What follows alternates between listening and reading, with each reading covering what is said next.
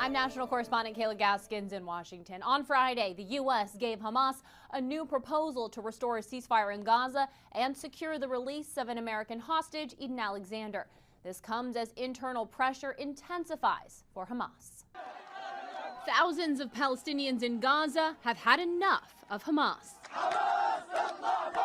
Taking to the streets of the war-torn enclave this week by the thousands for rare public protests demanding an end to the terrorist group's rule after 17 months of war with Israel and an estimated 50,000 deaths. One of these protesters spoke to us from Gaza this week. His face is blurred for security and he's using the pseudonym Khaled to protect his identity. A translator facilitated the interview. Hamas has said these demonstrations are actually aimed at Israel, not at Hamas. Is that the case? He's saying that this is a lie. Hamas is lying and trying to change the realities and to change the purpose of the current protests in Gaza. The reality of the protests is to oust Hamas. People are asking for Hamas to step down, and Gaza is not livable anymore. Earlier this year, President Donald Trump suggested the U.S. take over and rebuild Gaza.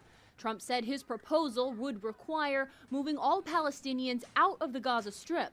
The comment sparking worldwide backlash. Are you willing to leave Gaza? And if so, where would you like to go? On the personal level, we would leave Gaza, so leaving Gaza would be an option for a lot of Gazans. But if there is reconstruction and there is food and there is the basic needs for life, a lot of people would rather stay in Gaza. Would he like to see Trump's plan for the U.S. to go in and take over and rebuild Gaza?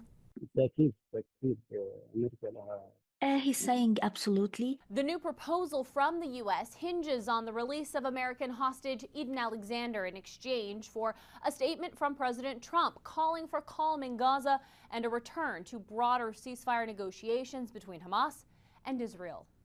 In Washington, I'm Kayla Gaskins.